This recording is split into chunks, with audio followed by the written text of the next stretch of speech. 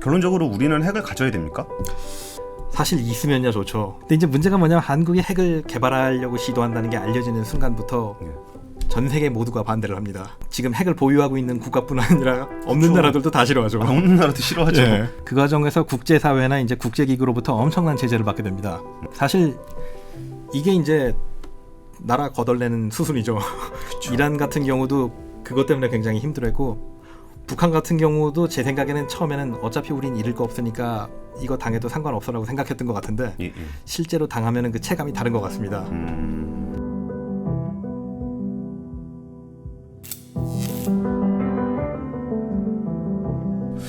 알겠습니다. 근데 그러면은 그 이후에도 뭔가 핵을 한번 받고, 그리고 이제 그 이후에 사용되지는 않았지만 이제 공포의 균형이라는 말을 쓰실 정도의 뭔가 치열한 경쟁이 있었다는 말씀이신 것 그렇죠. 같은데, 그러니까 우리는 사실 이렇게 눈앞에 보이는 경쟁은 아니었으니까 잘 인지를 못하는 것 같아요. 그 이후에 핵에 대한 국가별 전략은 좀 어땠어요? 사실 핵의 개발도 보면은 미국이 처음 개발하니까 이제 모두들 달려든 영향이 이제 큰데, 예. 이것도 사실 핵 약사 자체를 보면 굉장히 흥미진진한 부분이 있습니다. 왜냐하면은 핵분열이라는 게 처음 발견된 게 1938년인데 제일 먼저 달겨든 나라가 독일이었습니다. 이게 아마 1938년 12월부터인가 해가지고 아마 핵분열 현상이 발견되고 나서 불과 몇 개월 뒤부터 달려들었습니다. 상용화가 굉장히 빨리 됐네요. 상용화까지는 아니고 이제 관심만 갖기 시작한 거죠. 그러니까 근데 38년에 발견된 게 45년에 상용화가 된 그렇죠. 거니까. 그렇네. 예. 근데 이제 여기서 흥미진진한 건 뭐냐면은 독일이 제일 먼저 달려들어서 사실 독일이 제일 먼저 핵을 만들었다면은 완전히 전쟁 판도가 달라졌을 텐데 예. 이상하게 별로 히틀러가 관심을 보이지 않았다고 합니다. 그렇기 때문에 다행이네요. 예, 그래서 독일도 약간 달려드는 척하다가 당장 뭐 결재권자가 관심을 안 보이니까 중간에 이제 흐지부지 돼가지고 끝났다 그러고. 예. 일본도 40년인가 41년인가부터 잠깐 뭐 그 이항 연구소, 리켄 연구소라고 하는데 이곳에서 연구를 했었다고 합니다. 이게 이제 이 현상을 무기화할 수 있는가. 근데 이제 일본은 어떻게 결론을 냈냐면은 대충 가닥을 보니까 이 전쟁 기간 중에는 완성될 무기가 아닌 것 같다. 고로 이걸 하느니 차라리 레이더나 열심히 만듭시다. 라고 해가지고 방향을 바꿔버립니다. 이렇게 빨리 만들어질 줄은 몰랐다는. 몰랐죠. 거죠. 그리고 사실 아이러니한 거는 이거는 무기화가 되지 않을 거라고 얘기했는데 정작 그걸 맞은 게 본인들이라는 게 이제 좀 아이러니한 부분이죠. 레이더가 별 의미가 없는 그렇죠. 상황이 돼버렸네. 그래서 이제 그 다음부터 각 국가별로 이제 어떤 식으로 핵을 하나씩 갖게 됐냐면은 현재까지 총 9개 국가가 핵을 갖고 있다고 인정을 하거나 추정을 하고 있습니다. 북한 포함되나요? 북한도 포함이 되고 사실 여기서 확실하지 않은 국가가 북한과 이스라엘입니다. 이스라엘. 예. 그래서 이제 개발사를 간단하게 훑어보면 뭐 이런 식입니다. 42년 8월부터 맨하탄 프로젝트가 시작을 됐고 예. 미국이 이제 그때부터 연구를 시작하니까 처음에 영국과 카나다가 같이 참여를 했습니다. 아, 프로젝트 자체에. 예, 근데 사실 맨하탄 프로젝트에 들어온 건 아니고 예, 예. 영국은 영국대로 원래 따로 하고 있었는데 미국이 공동 연구로 하자 그랬더니 이제 자료를 제출하고 이제 공유하고 하는 식으로 이제 같이 참여를 했습니다. 와, 근데 어쨌든 그럼 그 시기에는 핵분열이라는 게 발견되면서 글로벌 과학계에는 핵무기라는 컨셉에 대해서는 어느 정도들은 알고 있었나 보네요. 그렇죠. 뭐 이렇게 에너지 방출량이 큰 현상이 없으니까 어떻게든 쓸 수 있다고 이제 본 것 같은데. 예. 그래서 이제 재밌는 게 같이 공동 연구를 시작을 해서 아시다시피 저 45년 8월에 완성을 했죠 이제. 예, 예. 그래서 실제로 두 발을 터뜨리면서 사실상 완성이 이제 완료가 됐습니다. 예. 근데 이제 여기서 갑자기 미국이 스탠스가 바뀌어버립니다. 그 영국한테 이제 자료 제공을 제대로 안 합니다. 자료 받아서 만들어 놓고. 그렇죠. 자기는 받아놓고 이제 자료 제공을 제대로 안 하는데 이게 이제 사실 핵이라는 것의 위력이 워낙 크니까 이제 국익이 갈라지는 지점인 겁니다. 그러니까 아무리 그 혈맹의 그렇죠. 예, 혈맹의 동맹 관계라 그러더라도 이거는 국가의 이익과 저 주도권의 문제가 되니까 이건 약간 얘기가 다른 겁니다. 그래서 미국이 죄송하지만 이거는 공유를 하기가 좀 그렇네요. 라고 하고 나서 이제 갑자기 스탠스를 바꿔버리니까 영국도 이제 갈라서서 따로 나왔습니다. 그래서 근데 사실 아까도 말했듯이 영국이 맨하탄 프로젝트 초반에 굉장히 기여한 바가 큽니다. 그러니까 가닥이 없던 국가가 아니었기 때문에 그쵸. 혼자 따로 개발을 시작을 해가지고 결국에는 1952년경에 이제 독자 개발에 성공을 했습니다. 그래서 미국, 영국이 이제 핵보유국이 됐고 그 사이에 이제 소련이 49년에 성공을 했는데 49년. 예, 소련 같은 경우는 사실 맨하탄 프로젝트 자체에 굉장히 그 간첩들이 많았던 걸로 알려져 있습니다.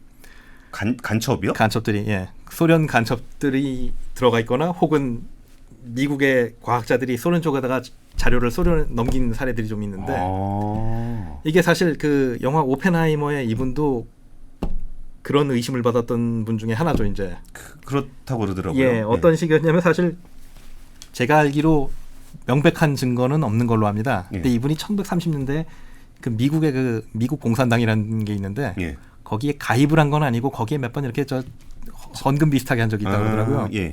그러니까 뭐 본인도 나중에 이제 뭐 젊은 혈기에 그냥 뭐 몇 번 그랬다는 듯이 얘기를 했다는데 문제는 이분이 그 미국이 핵무기 개발에 성공하고 수소폭탄 단계로 넘어가려고 그랬더니 이제 그걸 반대를 합니다.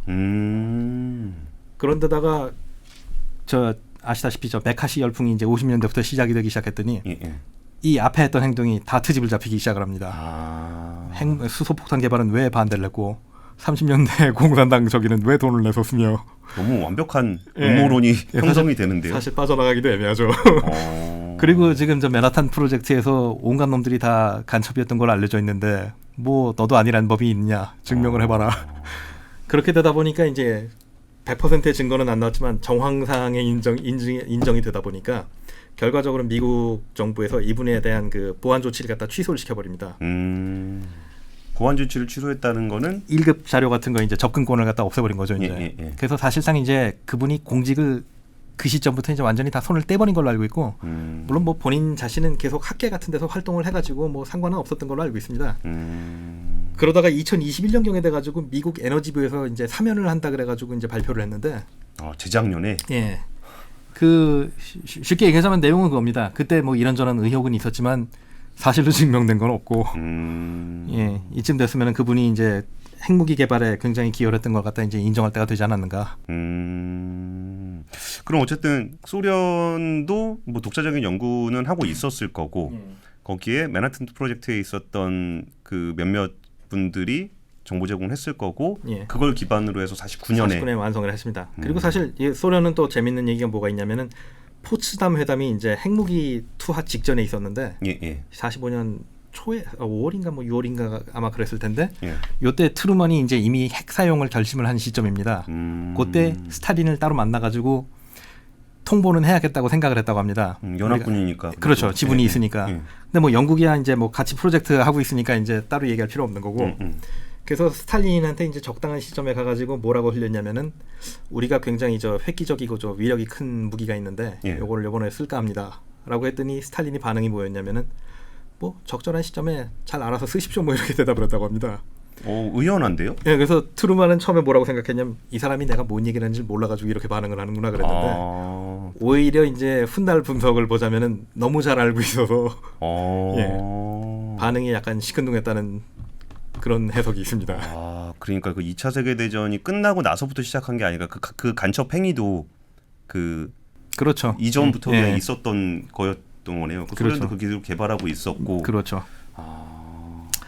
그다음에 이제 나머지 국가들은 쉽게 말하자면 아까 말했듯이 이 서로의 견제를 위해서 이제 하나둘씩 핵을 개발하기 시작하는데 우선 프랑스가 이제 독자적으로 핵 개발을 추진해 가지고 60년에 저 사하라 사막에서 테스트를 하면서 핵보유에 성공했습니다. 그러니까 이거는 혼자 자체 기술로 한 걸로 알려져 있습니다.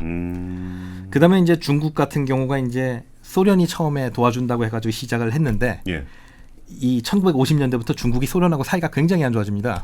이 뭐 수정 사회주의니 어쩌니 해가지고 둘이 갈라서기도 했고, 그다음에 이제 국경 분쟁도 몇 번 있었고, 그 사실 기본적으로 국경이 단 나라끼리 사이가 좋은 사례가 거의 없어요.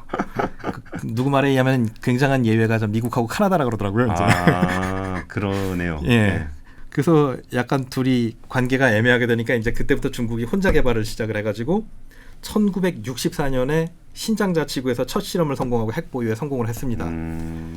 그래서 지금 여기까지 이제 미국, 소련, 영국, 프랑스, 중국이 이제 핵을 보유했고, 그 다음에 이제 중국이 핵을 보유했더니 인도가 62년부터 핵 개발에 들어갑니다. 62년? 1962년. 왜냐면은 62년 바로 그 해에 인도가 중국과 그 중인 전쟁이 있었습니다. 그리고 거의 뭐 중국한테 손도 못 쓰고 인도가 패배했던 최악의 치욕이었기 때문에. 그래요. 그 인도 입장에서는 이건 도저히 핵까지 밀렸다는 이제 끝장이라고 생각을 해가지고 예. 프로젝트명이 미소 짓는 붓다입니다. 스마일링 붓다인데 붓다가 과연 그걸 좋아하셨을까? 그렇죠. 오히려 평화적인 이름으로 예. 어떻게 생각하면은 설마 이렇게 평화적인 이름인데 그런 걸 개발하고 있다고 누가 생각하냐 이렇게 생각했을 수도 있을 것 같은데. 프로젝트명이 노출이 되더라도. 예. 하여튼 그렇게 진행을 해가지고 인도도 74년 5월에 개발을 성공을 했습니다. 예. 그리고 또 인도와 사이 좋은 대표적인 국가가 또 파키스탄이죠. 국경을 맞닿으면 친해질 수 없다. 또 꼬리에 꼬리를 물어가지고 인도가 핵을 가졌다 그러니까 이제 파키스탄도 달려듭니다. 그래서 80년대부터 사실 개발을 했다고 알려져 있는데 실질적으로 테스트가 완료된 거는 98년 5월이었습니다. 상당히 뒤네요. 그렇죠. 네. 그 칸 박사라는 분이 뭐 핵 개발을 주도를 해가지고 98년 5월에 완성을 했다고 알려져 있는데 이것 때문에 사실 파키스탄이 이 시기부터 뭐 엠바고부터 시작해가지고 굉장히 힘든 시기를 겪습니다. 그럼에도 불구하고 이 모든 것과 맞바꾼 핵을 하나 안고서 결국 핵클럽에 가입에 성공을 했죠. 그다음에 이제 마지막 아까 말했던 의혹 국가 중에 하나가 이제 이스라엘 같은 경우인데 예. 이스라엘은 아직도 정식으로 핵을 갖고 있다고 인정한 적은 한 번도 없습니다. 근데 이제 하지만 누구나 다 갖고 있다라고 생각하고 있는 그렇죠. 나라죠. 예, 일단 1950년대부터 개발을 했다고 알려져 있는데 예. 아시다시피 이스라엘이 지역 내에서 사실상 혼자 싸워야 되는 입장입니다. 그렇죠. 이스라엘 혼자고 나머지 아랍 국가 전부랑 싸우다 보니까 이거를 그렇죠. 전략적으로 견제를 하기 위해서라도 핵이 필요하다고 판단을 해서 이제 달려들었다고 알려져 있는데 어떤 식으로 개발에 착수해서 어떤 식으로 진행했는지는 알려진 바가 전혀 없지만 예. 대략적으로 66년경쯤에 이제 완성을 한 것으로 알려져 있습니다. 66년이면은 오히려 그 거의 한 중국 다음 정도 순서네요. 그렇죠. 근데 이제 놀라운 거는 67년 중순에 저 6.1 전쟁이 있었거든요. 예, 예. 그럼 이미 핵을 보유한 뒤였는데 꾹 참은 겁니다. 이게 다들 알고 가지고 있을 거라고 생각하는데 뭐 한 번도 그렇죠. 없다. 그러니까 이스라엘이 핵을 보유하고 있다라고 추정하는 이유가 있어요? 결정적인 이유는 뭐냐면은 1986년에 예. 이 시설에서 일을 했었다는 모데카이 바누누라는 과학자가 예. 영국 언론이랑 인터뷰를 하면서 터뜨려 버렸습니다. 폭로를 했다고요? 예.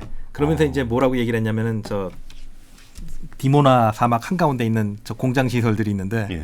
그게 사실은 지금 이 핵시설이다. 아. 근데 이제 옛날부터도 그 비슷한 의혹이 있었기 때문에 이제 다들 심증만 갖고 있다 이 사람이 터뜨려 버려가지고 거의 확증이 됐는데 예, 예. 놀라운 거는 인터뷰를 하고 나서 이제 영국 쪽에서 보호를 하려고 했는데 다시 모사드가 잡아갔습니다. 아, 그 사람을? 예. 그래서 결국은 이스라엘에서 재판받고 지금 종신형이 처해져 있는 걸로 알고 있습니다. 풀려났는지는 모르겠는데 하여튼 그럼 대충 이게 약간 뭐 언제부터 핵무기 쓰지 말자, 뭐 만들지 말자 뭐 이런 거는 어떻게 되는 거예요? 이게 구체적으로 뭐 오늘부터 하지 맙시다라고 이제 날짜를 정하고 한 건 아닌데 예. 이게 이쯤 되기 시작하면서부터 서서히 이제 견제가 서로에 대한 견제가 시작됐고 가장 중요한 건 뭐냐면은 기본적으로 핵을 보유한 국가는 누구든지 간에 수평 핵 확산을 싫어합니다. 그렇죠. 나만 갖고 있고 싶죠. 예, 아까도 말했듯이 아무리 혈맹이든 형제든 그 한 사람이라도 늘어나는 거는 원하지 않는 상황입니다. 예, 예. 그렇기 때문에 누군가가 핵 개발을 한다고 시도를 하는 정황이 있으면은 예. 그간의 적이었든 아니든 간에 모두가 한 몸 하나로 합심을 해가지고 이거를 갖다 저지를 합니다. 그러니까 내가 A고 내가 미국이고 러시아야. 예. 그러니까 나는 제가 핵폭탄 늘리는 건 싫어. 예. 우리 둘은 적국이야. 예. 근데 갑자기 윤석열 위원님이 핵 개발한다 그래. 그럼 우리가 한 편이 돼서 그렇죠. 너는 안 돼. 너는 안 돼. 이미 있는 사람까지만이야. 선착순이군요. 예. 그 사실 재밌는 얘기가 그겁니다. 그 핵을 개발했다가 실패한 국가가 3개가 있는데. 아, 그래요? 예. 예. 세 사례가 누구냐면은 남아공, 대만하고 이제 구소련의 이제 조그만 국가들이 좀 있습니다. 예. 근데 여기서 이제 지금 시사성이 있는 국가가 바로 남아공입니다. 예. 그 1960년대부터 핵 개발을 시작을 했는데 꽤 빠르네요, 그래도. 예, 남아공이 핵 개발을 시작했던 가장 큰 이유는 뭐냐면은 여기가 백인 정권대입니다. 예. 그러니까 아프리카 전체가 흑인 정권이고 거의 사실상 아프리카 대륙 전체와 적대 관계였기 때문에 이 백인 정권 시절에 위협을 느껴가지고 이제 핵 개발을 시작을 합니다. 예. 그래서 이제 처음에 시작은 어떻게 했냐면은 미국이 이제 민수용 원자로를 갖다가 제공을 했는데 요거 저 산업용으로만 써라 그러고 줬는데 예. 요걸 갖다 살짝 전용을 해가지고 이제 핵무기 개발에 돌입을 시작을 했습니다. 그리고 이제 핵무기를 만들 때 가장 힘든 게 뭐냐면 재료 모으는 게 가장 복잡합니다. 그렇죠. 어디선가 재료는 갖고 와야 되니까. 그렇죠. 특히 뭐 우라늄이니 뭐 플루토늄이니 이게 제일 복잡한데 남아공이 국내에 우라늄이 있었어요. 그래서 우라늄광이 있으니까 거기서 캐가지고 활용을 하고 그다음에 시설도 이제 눈속임을 한다고 이제 머리를 굴린 게 공장을 지을 때 지붕부터 지었다고 합니다. 왜냐하면 위성 같은 게 이제 포착할 수가 있으니까. 그래서 실제로 중간까지 잘 되고 있었는데 여기서 소련이 그 정보기관이 처음에 포착을 했습니다. 이게 약간 다니다 보니까 요놈들이 이상한 짓을 하는 것 같다. 그래서 그걸 갖다 누구한테 알렸냐면 미국한테 알립니다. 진짜 딱 그거네요. 네. 그래서 내가 중간까지 알아봤는데 약간 정황이 의심스러운데 야 너도 한번 제대로 알아봐라. 막 둘이 싸우다가. 그렇죠. 그랬더니 미국이 이제 저 정찰기랑 뭐 정찰 위성 등을 동원해가지고 온갖 방법을 써서 알아봤더니 결국은 저 사막 한가운데서 만들고 있는 게 이제 포착이 됐습니다. 그래서 이제 둘이 가가지고 이제 포기를 하라고 이제 온갖 압력을 넣고 있었더니 할 수 없이 이제 나중에 울며 겨자 먹기로 이제 처음에 한번 포기를 했습니다. 어떤 식으로 했냐면은 공장 시설을 가가지고 다들 보는 앞에서 폭약으로 공장 시설을 터뜨린 것까지 보여줬습니다. 그리고 이제 우린 정말 안 합니다. 다 가세요. 라고 했는데 실제로 나중에 알려진 사실은 이제 88년까지도 계속 슬금슬금 개발을 시도했던 걸로 알려져 있고 아깝겠죠. 이제 거기까지 했었는데 왜냐면은 80년대까지 실제로 8발을 만들었었다 그러더라고요. 그러니까 이제 포기하기는 너무 아까운 시점이었는데 근데 이제 결정적인 게 뭐냐면 89년까지도 계속 이제 미국과 소련이 압박을 하니까 이제 결국은 알았다 그러고 손을 든 상태였고 1994년에 백인 정권이 바뀝니다. 그 아파르테이트 철폐가 되면서 이제 저 흑인 정권이 들어왔는데 알다시피 뭐 넬슨 만델라니 뭐 이런 분들이 들어와가지고 그때 이제 사실 그 시점부터 남아공이 핵을 가질 이유가 없어진 겁니다. 어차피 흑인 정권이 들어왔으니까 이제 그러니까 원래 아프리카의 다른 흑인 국가들하고의 그 적대적인 관계 때문에 핵을 가지려 그런 건데 그렇죠. 오히려 이제 우호적인 그렇죠. 같은 인종으로 그렇죠. 있으니까 그렇기도 하네요. 그랬더니 이 흑인 정권이 들어선다면은 IAEA의 사찰을 적극적으로 받아들여서 시설 사찰 다 하고 이제 다 보여준 다음에 완전히 해소됐다고 도장까지 찍은 다음에 끝났습니다. 그러면서 좀 뭔가 좀 지원도 좀 받았을 거고. 뭐 그랬을 수도 있죠. 근데 사실 여기서 중요한 거는 이제 아까도 말했듯이 핵 개발한다는 제3자 앞에서는 기존 국가들이 모두 다 하나로 합심한다는 점입니다. 참, 국제관계 참 냉정해요. 맞아요. 그렇게 원수지간처럼 싸우다가도 저기는 우리 말고 딴 애는 안 되는 거지? 막 그러면서 그렇죠. 정보도 막 주고받고 이게 희소성이 핵심이기 때문에 어떤 식으로든 드러나서는 안 되는 겁니다. 이제. 알겠습니다. 그리고 아까 전에 대만 얘기해 주셨는데 그 대만도 핵무기가 있었어요? 대만도 완성했는지는 알려지지 않았는데 정황으로 볼 때 완성까지는 못한 것 같습니다. 그러니까 1960년대에 중국이 이제 핵무기를 갖기 시작하니까 대만도 놀라가지고 따라서 핵 개발을 시작을 했던 걸로 알려져 있습니다. 그래서 이제 자체적으로 농축 기술을 개발하고 해외에서 이제 뭐 이런저런 기술들을 도입해가지고 이제 슬쩍슬쩍 개발을 하고 있었는데 미국에서 저 포드 행정부에서 이제 정보를 입수하다가 이 핵 개발 정황이 있다고 해가지고 이제 압력을 넣기 시작을 합니다. 당장 포기를 해라. 그래가지고 처음에는 1976년에 이제 개발을 중단하겠다고 약속을 했습니다. 근데 또 그렇게 한 번에 물러서면 또 재미가 없죠. 그래서 그렇게 포기를 한 걸로 알려져 있었는데 1977년에 혹시나 해가지고 이제 IAEA에서 다시 나가서 사찰을 했는데 그때 연구용 원자료 시설에서 나온 핵연료를 갖다가 이제 몰래 전용하고 있는 게 이제 발각이 됐습니다. 그래서 거기서 한번 경고를 또 먹었고 그다음에 78년 다시 한 해 뒤에는 이번엔 미국 연구진이 대만에 방문을 했다가 그 레이저 우라늄 농축 기술을 갖다가 연구 중인 게 발견이 됐습니다. 근데 이게 기본적으로 무기화할 때 필요한 기술이지 다른 용도로 필요가 없다 그러더라고요. 그래서 이제 78년이었으니까 이제 미국의 카터 행정부가 나서가지고 야 이거는 옛날과 얘기가 다르지 않냐 포기를 해라. 지금 포기 안 하면 재미없다는 식으로 이제 계속 압력을 넣었더니 결국 포기를 한 걸로 알려져 있는데 이게 완전히 포기의 종지부를 찍은 이유 중에 하나가 실제 개발을 못했기 때문인 것으로 알려져 있습니다. 그거를 이렇게 확률적으로라도 몰래 만들었을 때 가지게 된다면 그렇죠. 조금 더 몰래 해볼 건데 그렇죠. 완성을 했으면 또 얘기가 또 완전히 달라질 수도 있는 거라 사실 파키스탄이나 북한의 사례가 대표적인 케이스라서 그죠. 이빨 끄게 물고 그렇죠. 만들고 나면 또 협상력이 또 달라지니까. 구소련 국가들 얘기를 해주셨는데 거기는 이제 한국가가 아니라 좀 여러 개 국가인가 봐요. 그러니까 이제 구소련 시절에 러시아에만 핵무기를 저장한 게 아니라 이제 여기저기다 비축을 해놓지 않습니까? 이제 그래서 우크라이나 그렇죠. 예. 우크라이나도 있고 뭐 벨라루스도 있고 뭐 카자흐 공화국도 있었고 그러니까 여기저기다 이제 분산시켜서 배치를 해놓고 있었는데 하루아침에 소련이 무너지는 바람에 예. 그게 그 나라 소유가 돼버린 겁니다. 이제. 근데 이 경우는 사실 별로 큰 의미는 없었던 게 예. 일단 이 국가들이 핵을 갖고 있을 뭐 그럴 정황이 아니었습니다. 당장 건국을 해가지고 뭐 어떻게 살아갈지도 막막한판인데 그 판국에 혼자 고립이 되는 길을 택해가지고 핵 껴안고 있을 수는 없는 거고.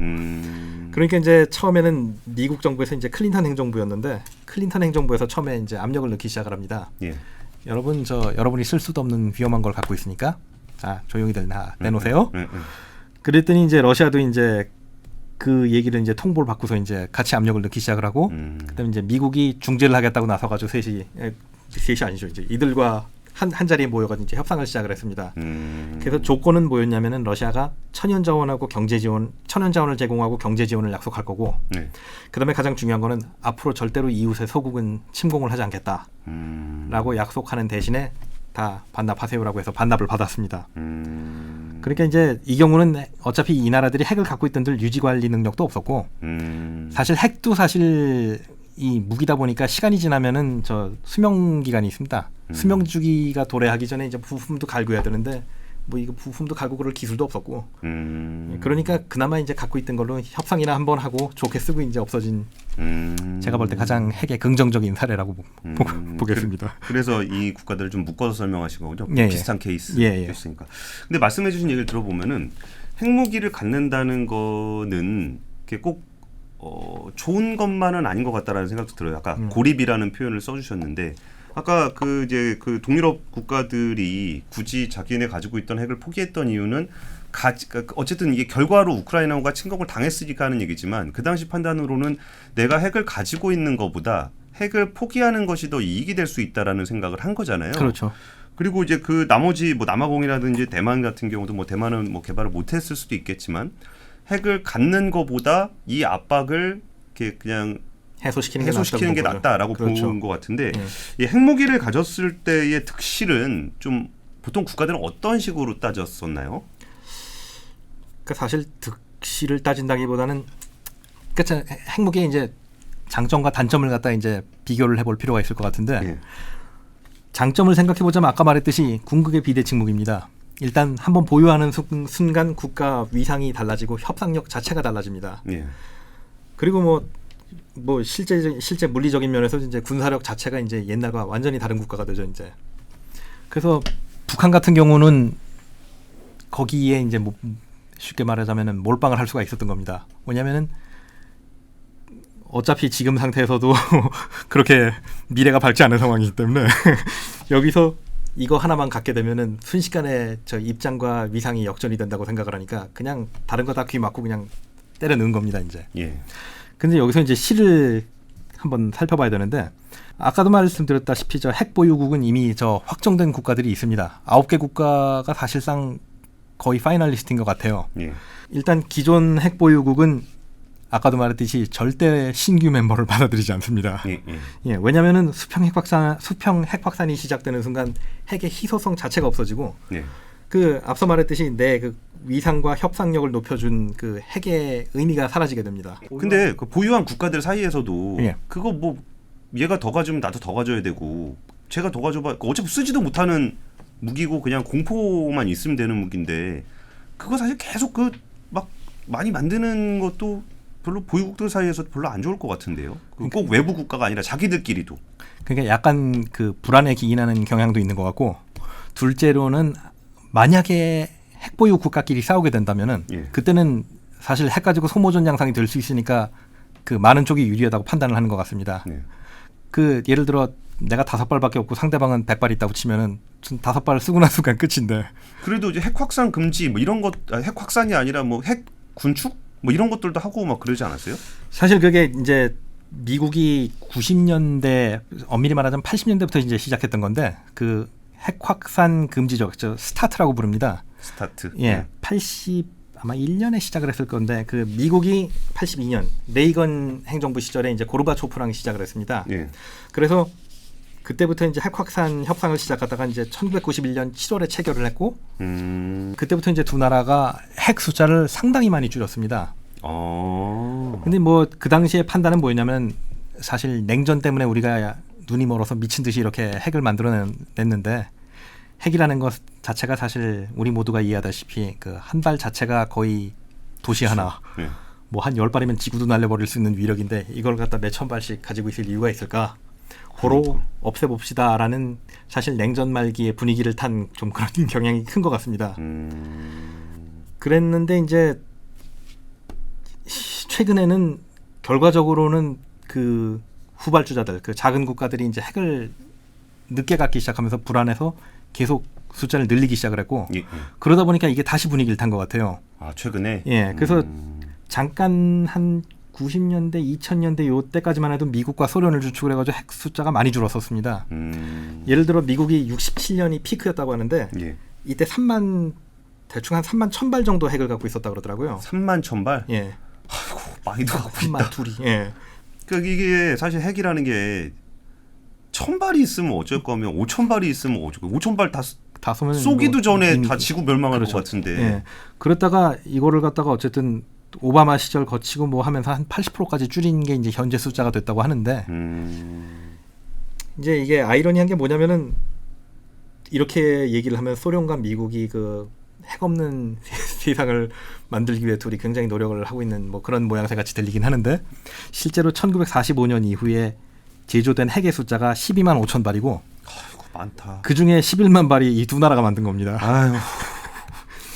그래서 사실상 97%가 미국과 소련제 핵이고 나머지 국가들이 만든 걸 다 긁어 모아봐야 3%가 되지 않는다고 합니다. 그럼 아까 전에 좀 얘기를 하다가 좀 말았는데 그 핵무기를 그러니까 사실 뭐 파키스탄 같은 나라를 제가 폄하하는 건 아니지만 뭐 핵을 가졌다고 해서 뭐 대단하게 나라가 잘 살거나 그러는 것도 아니잖아요. 그렇죠. 그러니까 핵을 보유하는 것이 이제 무슨 득이 있느냐. 이 얘기가 주로 무슨 주제로 직결이 되냐면은 우리나라도 핵을 가질 필요가 있느냐 이제 이런 얘기로 많이 연결이 됩니다. 사실은 그 얘기를 그게 우리한테 논쟁이 되고 있는 예. 거죠. 예. 사실 있으면야 좋죠. 뭐 누군들 핵을 안 가지고 싶겠으며 누군들 핵 좋은 거 몰라서 안 갖겠습니까? 근데 이제 문제가 뭐냐면 한국이 핵을 갖게 된다면은 그에 따르는 부수적인 피해가 발생을 하게 되고 이걸 갖다 감내할 수 있느냐가 문제가 됩니다. 예, 예. 일단 아까도 말했듯이 핵을 개발하려고 시도한다는 게 알려지는 순간부터 예. 전 세계 모두가 반대를 합니다. 이거는 지금 핵을 보유하고 있는 국가뿐 아니라 없는 그렇죠. 나라들도 다 싫어하죠. 없는 나라도 싫어하죠. 예. 나도 없으면 너도 없어야지 그렇죠. 이런 심리죠. 그렇기 때문에 일단 전 세계 모두의 반대를 받는 건 당연한 거고 예. 그 과정에서 국제사회나 이제 국제기구로부터 엄청난 제재를 받게 됩니다. 뭐 당연한 얘기지만 뭐 어지간한 좋은 국제기구에선 다 축출되겠죠 이제. 그렇게 되고 이제 그 북한의 사례에서도 봤거나 이제 이란 같은 경우의 사례에서도 봤는데 예. 이때부터 이제 엄청난 그 경제적 엠바고에 시달리게 됩니다. 경제 제재. 예, 경제 제재를 받기 시작을 하게 되는데 사실 이게 이제 나라 거덜내는 수순이죠. 그쵸. 이란 같은 경우도 그것 때문에 굉장히 힘들었고 북한 같은 경우도 제 생각에는 처음에는 어차피 우린 잃을 거 없으니까 이거 당해도 상관없어라고 생각했던 것 같은데 예, 예. 실제로 당하면은 그 체감이 다른 것 같습니다. 뭐 옛날에는 그냥 굶는 수준이었다면 이제는 제 생각에 나라가 일어날 수가 없는 수준으로 제재를 받게 되는 것 같아요. 지금 우리나라가 가지고 있는 핵 정책 방향은 어떻게 돼요? 사실 한국의 핵 정책 자체는 제가 알기로는 그 비핵화에 동참을 하고 있는 걸로 알고 있습니다. 예. 단지 이제 그러니까 비핵화 동참하는 거는 우리의 기본 전제잖아요. 그렇죠, 기본 전제죠. 근데 약간 이제 논란이 됐던 거는 얼마 전에 그 윤 대통령께서 말씀하시기를 뭐 여차할 경우에 이제 한국도 핵 보유에 대해서 이제 고려할 수 있다는 뉘앙스로 이제 말씀을 하신 적이 있는데 예. 이거는 그 뒤에 말까지 같이 봐야 된다고 생각을 하는 게 그 뒤에 말을 그 같이 해석을 해보자면은 우리가 핵을 갖지 않는 대신에 우리에게 핵 보호를 해주겠다고 하는 국가들이 그 자기 책임을 갖다 다해야 된다. 예. 이 책임을 다하지 못한다면은 그때는 어떡하라는 얘기냐 이제 약간 이런 식으로 해석이 되는 것 같습니다. 그러니까 우리는 핵 보유할 수 있다라는 얘기를 방점을 찍었지만 네. 그 뒤에 이게 이만한 전제가 붙어 있는. 그렇죠. 그러니까 우리가 개발하겠다는 게 아니라 예. 네가 네 역할을 제대로 못하면 달리 무슨 선택이 있겠냐라는 뉘앙스가 아니었나 이제 그렇게 해석이 될 것 같습니다. 근데 그렇게 해석이 됐던 부분은 꼭 윤 대통령의 말뿐만 아니라 우크라이나 전쟁 이후에 아까 설명해 주실 때 우크라이나 가지고 있던 핵에 대한 부분에 대한 무게를 많이 두진 않으셨는데 다들 생각하는 게 과연 우크라이나가 핵을 갖고 있었어도 저렇게 침공을 당했을까? 그렇죠. 예. 그러면서 야 핵을 포기한 국가들의 말로는 뭐 리비아라든지 우크라이나처럼 되는 거 아니냐 그랬고 뭔가 우크라이나 전쟁 이후에 군사 전문가들 사이에서는 좀 핵에 대한 인식 변화를 좀 어떻게들 얘기하세요? 사실 근데 우크라이나 전쟁 자체가 이렇게 핵 보유 문제에 대해서 이렇게 뭐 논란을 야기하는 것 같지는 않습니다. 단지 말씀하셨듯이 약간의 전제는 애당초 우크라이나가 핵 보유를 하고 있던 상태였다면은 아마 전쟁 자체가 일어나지 않았든가 일어났더라도 양상이 조금 달랐을 수는 있을 것이다. 뭐 하다못해 지원 국가가 더 붙었다든가 뭐 그럴 수는 있습니다만 어차피 핵을 쓸 수 있는 전장 자체는 아니었고. 그렇죠. 예. 그다음에 사실 요새 현대 사회에서 핵무기를 사용한다는 건 좀 약간 다른 의미가 있습니다. 우리가 이제 2차 세계대전 때 핵을 쓰면서 저 엄청난 민간 피해를 야기하는 걸 봤기 때문에 핵을 쓴다는 건 기본적으로 도덕적으로 굉장한 엄청난 비난에 직면을 합니다. 그렇죠. 기본적으로 대놓고 얘기하자면은 핵을 쓴 국가는 거의 히틀러의 비유가 될 수 있는 이제 그런 위상이 됩니다. 그렇기 때문에 실질적으로 핵을 쓸 수 있을 거라고 생각하기는 쉽지 않은데 단지 이제 예외는 아까 말했듯이 요새는 전술핵처럼 이제 소형화된 무기들이 있기 때문에 그 정도는 이제 쓸 수 있지 않을까. 그리고 실제로 우크라이나 전쟁 중반에 러시아가 이제 전술핵 사용에 대해서 이제 몇 번 협박을 한 적이 있긴 있는데 실제로 쓰지는 못했습니다. 제 생각에는 아까 방금 전에 말씀드렸듯이 이게 핵을 한번 쓰는 순간 이 도덕적 비난과 모든 대의 명분을 다 잃어버리기 때문에 실제로 쓰지는 못하고 협상용으로 던지는 이제 그런 용도로만 쓰는 것 같습니다. 결론적으로 우리는 핵을 가져야 됩니까? 제 생각에는 한국이 핵을 보유하기에는 잃을 게 너무 많습니다.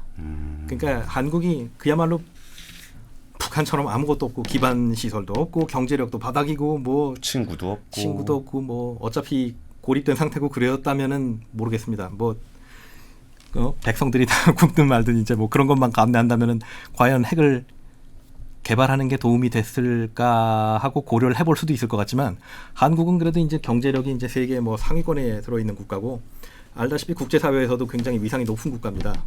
이거 뭐 핵 한번 개발한다고 얘기가 들어가는 순간부터 이 모든 걸 다 포기해야 됩니다. 수출이니 수입이니 뭐 이런 것도 다 끝나는 거고 경제는 뭐 순식간에 다 고립되는 거고 그렇기 때문에 제가 볼 때는 한국이 섣부르게 그런 주장을 하는 거는 옳지 않다고 이제 그렇게 생각이 듭니다. 그 자체도 협상 카드겠죠? 그렇죠. 그러니까 아까도 앞서 말씀드렸듯이 핵 자체가 물리적인 위력으로 보유한다기보다도 그 냉전 시기 이후부터는 그 핵을 개발할지도 모른다라는 사실과 내가 핵을 쓸지도 모른다는 사실 그 자체가 이제 협상 카드로 사용된 것 같습니다. 그러니까 엄밀히 말하면 핵 자체는 협박용으로만 쓰였지 히로시마와 나가사키 이후에는 실제로 쓰인 적은 한 번도 없는 게 그 이유인 것 같습니다. 전술핵도 쓰인 적이 없죠? 전술핵도 없죠. 알겠습니다. 참 핵이란 무기는 좀 특이한 것 같아요.